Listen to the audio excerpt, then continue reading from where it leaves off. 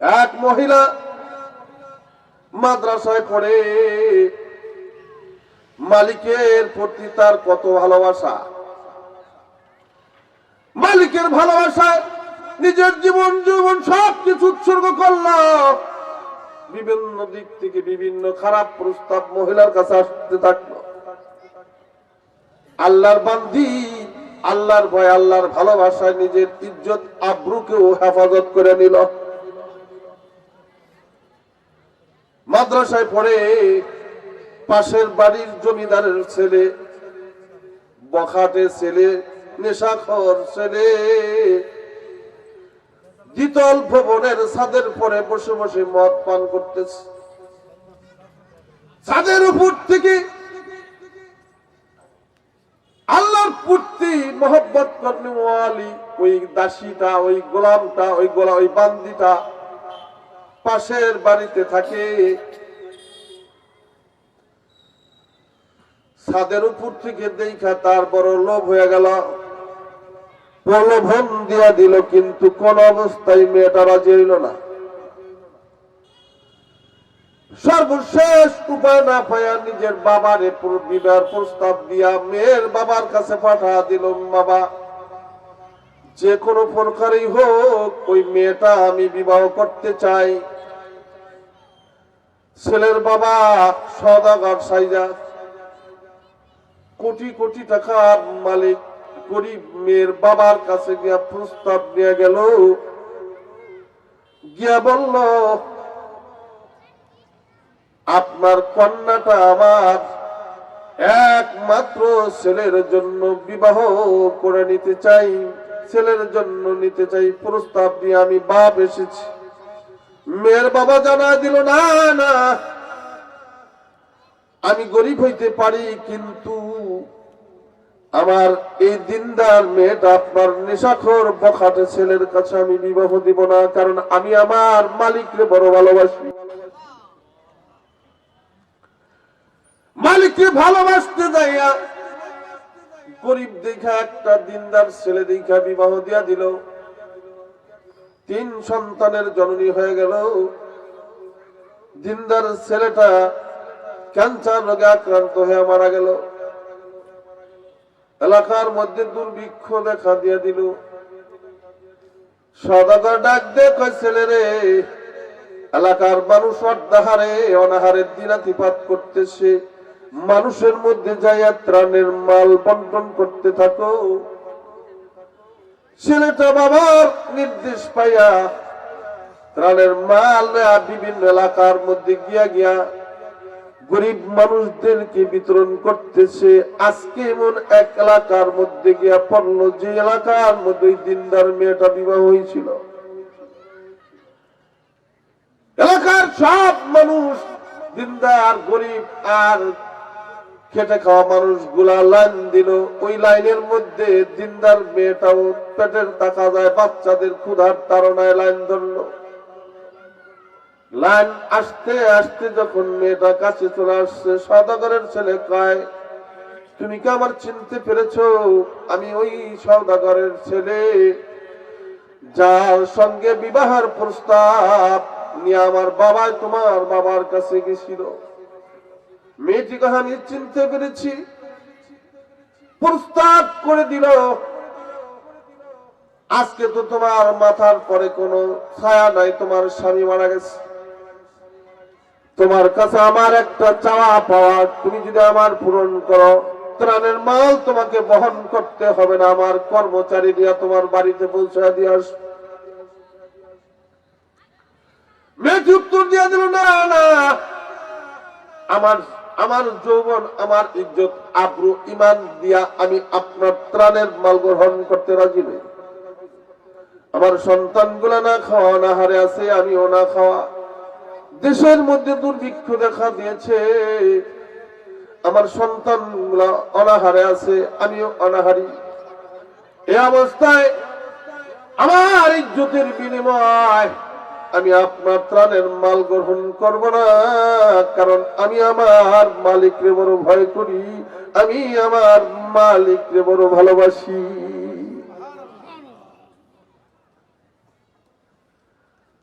মেয়েটা ত্রাণের মাল গ্রহণ করলো না, চলে যাইতেছে। বড় ছেলে ডাক দেখা, মাগো সব মানুষ তো ত্রাণের মাল নিয়ে বাড়ি যায়, তুমি কেন ত্রাণের মাল নিয়ে বাড়ি যাও না? ক্ষুধার যন্ত্রণা আর বাঁচলাম না। ও মা, ক্ষুধার যন্ত্রণায় জীবন বের হয়ে যাবে মনে হয়। সবাই ত্রাণের মাল নিয়ে বাড়ি যায়, তুমি খালি হাতে বাড়ি যাও। মাঝখান থেকে সওদাগরের সঙ্গে ঝগড়া বাজা দিলা। মাগো ত্রাণের মাল বাড়ি যায় খানার ব্যবস্থা করবা। এক, যদি খানার ব্যবস্থা করতে না পারো, মনে রাখবা বাড়িতে যাই তুমি আমাদেরকে নিজ হাতে গলা টেপে শেষ করে দিবা। আমরা আর বাঁচতে চাই না, ক্ষুধার যন্ত্রণা বরদাস্ত করতে পারি না গো মা। মা উত্তর দেয়া গেল, সন্তানেরা রে, সন্তানেরা, ত্রাণের মাল লাগবো না। যে আল্লাহ তাআলা কাফের বেঈমান রে আজ খাওয়ায়, ওই আল্লাহ আসমানের মালিক আজও আছে। ত্রাণের মালের দরকার নাই, ওই মালিক আমাদেরকে খানা দিয়া দিবে। ছেলের সঙ্গে মা কথোপকথন সওদাগরের ছেলে দূর থেকে শুনছি, শুনা মুস্কি মুস্কি হাসতেছে। এবার কাজ হয়ে গেছে। আমার প্রস্তাবে রাজি না হইয়া তার আর কোনো বিকল্প রাস্তা নাই। মুস্কি হাসতে দেখা মেয়েটা আইসা ডাক দেখায়, সওদাগর তুমি মনে করেছো আমি তোমার প্রস্তাবে রাজি হয়ে যাব না গো? আমি তোমাকে কোরআনের পাকে একটা আয়াতের দাওয়াত দেওয়ার জন্য আমি আসছি। সেই দাওয়াতটা হইল, আল্লাহ তাআলা বলছেন, মাইয়াত্তাকিল্লাহা ইয়াজআল লাহু মাখরাজা ওয়া ইয়ারযুকুহু মিন হাইসু লা ইয়াহতাসিব। আল্লাহ বলছেন, যেই গোলাম আল্লাহরে ভয় করে ওই গোলামের জন্য মালিক যথেষ্ট হয়। ওই গোলামের রিজিকের ব্যবস্থা আল্লাহ এমন জায়গা থেকে করে দেয় যেই জায়গা সম্পর্কে গোলামের কোনো খবর ছিল না। আমি আমার মালিকের পরে ভরসা করলাম, আমি চললাম। যে আল্লাহ তাআলা এখনো কাফের বেঈমান সব তামাম পৃথিবীর সব প্রাণী জগৎকে খাওয়ায়, ওই আল্লাহ তাআলা আমাদেরকেও খাওয়াবে। সুবহানাল্লাহ। আমি আমার মালিকের পরে ভরসা করলাম। আমি বাড়ি পৌঁছার আগে আমার মালিক আমার ঘরের দরজার খানা পৌঁছায়া দিবে। আমি পৌঁছার আগে আমার মালিক ঘরের দরজায় খানা পৌঁছায়া দিবে। কারণ হলো মালিকের সঙ্গে তার ভালোবাসা, মোহাম্মত। সুবহানাল্লাহ। যার সাথে যার মোহাম্মত, তার সঙ্গে হবে তার কিয়ামত। যে যাকে ভালোবাসে তার প্রতি তার দাবি থাকে। ঠিক না? বিধি কথা কয়। আল্লাহর বান্দি আল্লাহরে বড় ভালোবাসে, আল্লাহ তাআলাও তার বান্দিরে বড় ভালোবাসে, মোহাব্বত করে। এই জন্য আল্লাহর বান্দি কয়, আমি বাড়ি যাওয়ার আগেই আমার ঘরের দরজায় আসমানের মালিক আল্লাহ খানা পৌঁছাইয়া দিব। কথাটা বইলা সন্তান গুলারে ঘরের মধ্যে ধাক্কা দিয়া নিয়ে যাইতেছে, চল চল বুঝ কেন বাড়ি চল। আমরা বাড়ি পৌঁছার আগে আসমানের মালিক আমাদের ঘরের দরজায় খানা পৌঁছায় দেব। এই কথা বলে যখন রওনা করেছে, সওদাগর তার কর্মচারীদেরকে ডাক দেয়া কয়, শোনো শোনো, তাড়াতাড়ি খানার বস্তা মাথায় না। বলে কেন নিব? দেখছো আল্লাহর বান্দি তার ইয়াকিন আর তাওয়াক্কুল আল্লাহর উপরে কত বেশি। সে একটা কথা বলছে, সে বাড়ি পৌঁছার আগে আসমানের মালিক তার ঘরের দরজায় খানা পৌঁছা দিব। ঘরের দরজায় খানা পৌঁছায় যদি মালিক চিঠি দিয়ে দেয়, রে ওই মালিক আমার জীবনে কিন্তু গজব নামাইতে দেরি করব না। কথা কয় না? যে আল্লাহ তাআলা মুসা আলাইহিস সালাতু সালামকে সাগরের মধ্যে 12টা রাস্তা বানায়া দিল, ওই আল্লাহ তাআলা ফিরাউনের বাহিনীদেরকে সাগরের মধ্যে চুবায়া চুবায়া মারল। কথা কয় না? যে আল্লাহ মুসা আলাইহিস সালামের পার হওয়ার জন্য 12 রাস্তা বানা দিল, ওই আল্লাহ তাআলা ফেরাউনের বাহিনীদেরকে সাগরের মধ্যে চুবায় চুবায় মারা ধ্বংস করে দিল। ওই আল্লাহ আজও আছে না নাই? মুসা আলাইহিস সালাম যখন সাগরের পাড়ে গিয়ে দাঁড়াইল, উম্মত বলতেছে, নবী সারা রাত পথ চলছেন, আল্লাহর নির্দেশে চলছেন, মনে হয় রাস্তা হারায় ফেলছেন। বলে কেন? রাস্তায় হারায় যদি না ফেলতেন তাহলে সামনে সাগর কেন, পিছনে ফেরাউনের শত্রু বাহিনী কেন?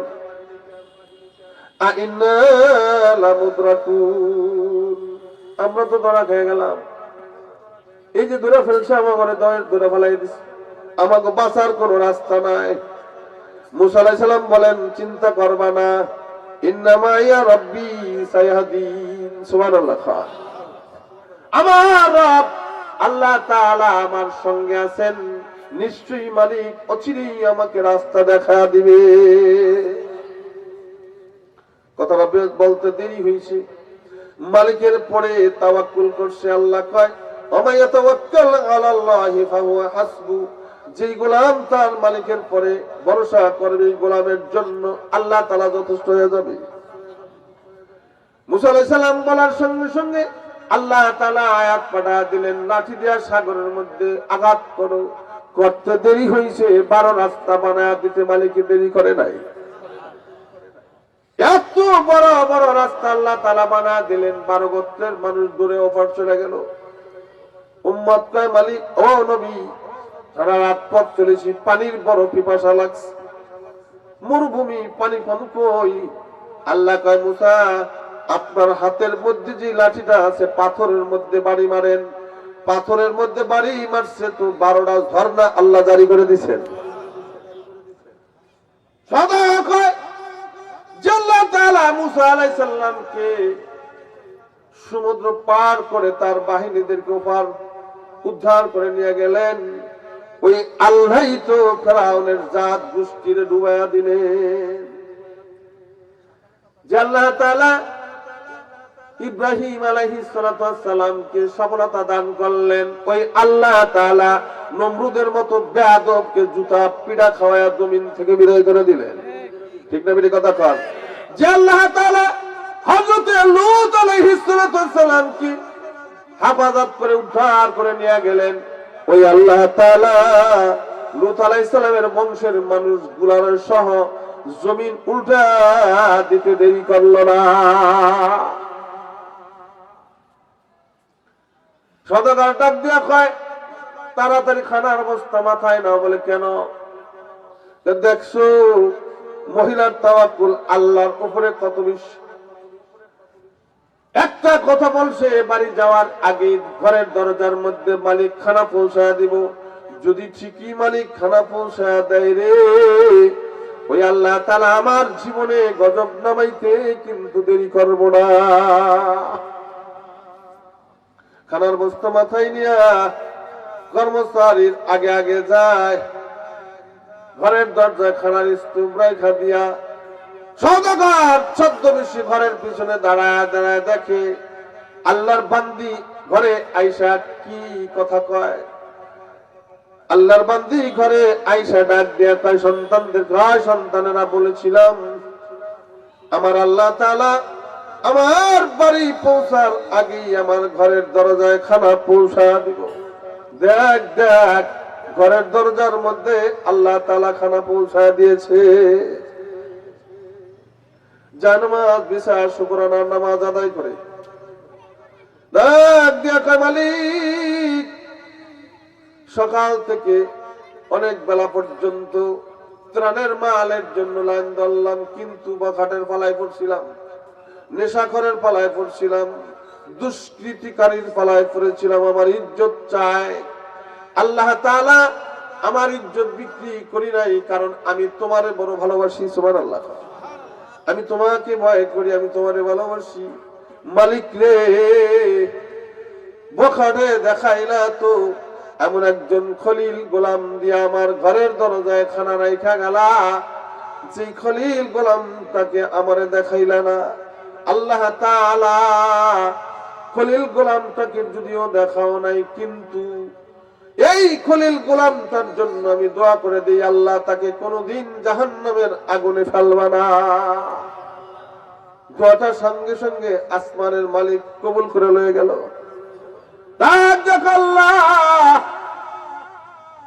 জাহান্নামের আগুন ফেলবা তো ফেলবা নাই, দুনিয়ার আগুনও যদি তোমার এই বান্দাটা কোনদিন পড়া যায়, দুনিয়ার আগুন যেরকম ভাবে তোমার খলিল ইব্রাহিম আলাইহিস সালামের জন্য আগুনের কুণ্ডলিটা ফুলের বাগান বানা দিয়েছিল, কোনদিন তোমার এই গোলাম যদি আগুনের মধ্যে পড়া যায়, সেদিনও আগুনের কুণ্ডলিটা এই গোলামের জন্য ফুলের বাগান বানায়া দিবা। আল্লাহ তাআলা দোয়াটা দরখাস্তটা কবুল করে লয়ে গেলেন। আজকে জঙ্গলার মধ্যে গেছে তো বনভোজন করার জন্য গেছে, রান্নার কাজ করতেছে, ঝুলন্ত বাতাসে ঘূর্ণি বাতাসে আগুন নিভা দিলে ফু দিয়ে আগুন জ্বালায় না, হাতের নাড়াচাড়া দিয়াই আল্লাহর বান্দা আগুন জ্বালায় ফেলায়। আরেক বন্ধু জিজ্ঞাসা করে, রে বন্ধু আগুন তোরে জ্বালায় না কেন? বন্ধু উত্তর করে, এই আগুন আমার জ্বালায় না, এটা আমার নিজের জীবনের কোনো বুজুর্গি না, কারামতি না, এটা হলো একটা দিনদার আল্লাহ ওয়ালি মহিলার দোয়ার ফসল। আল্লাহওয়ালা হইতে দেরি লাগে না, আল্লাহওয়ালাদের মজলিসে বসলেও আল্লাহর ওলি হওয়া যায়। আল্লাহওয়ালাদের মজলিসে বসলে আল্লাহর ওলি হওয়া যায়, আল্লাহওয়ালাদের নজরে পড়লেও আল্লাহর ওলি হয়ে যায়। ঠিক না বেটি কথা? এই মহিলা ওই বখাটের জন্য শুধু দোয়াটা করছে। সুবহানাল্লাহ। কি করছে? দোয়া করছে, আল্লাহ আপনার খলিল বান্দা আমার ঘরের দরজায় খানা রেখে গেল, এই বান্দাটারে আপনি জাহান্নামের আগুনে ফেলবেন না। একটু আগে গুনাহের প্রস্তাব দেয়, এখন খানার বস্তা আল্লাহর বান্দির দরজা রাখার কারণে দোয়া করলো আল্লাহর বান্দি, সঙ্গে সঙ্গে আল্লাহর ওলি হয়ে গেছে। ঠিক না বেটি কথা কর? আল্লাহর ওলি হইতে কমস কম ফর্ম ফিল আপ তো করতেই হয়, কাগজে সই করে দরখাস্ত করতে হয় না? আল্লাহর ওলি হইতে নিগা, আল্লাহর ওলি হওয়ার জন্য কোনো ফর্ম ফিল আপ করা লাগে না। আল্লাহর ওলি হওয়ার জন্য আল্লাহওয়ালাদের শুধু একটা নজর লাগে। সুবহানাল্লাহ। আল্লাহওয়ালাদের নজরের কারণে, আল্লাহওয়ালাদের দোয়ার কারণেও আল্লাহর ওলি হওয়া যায়।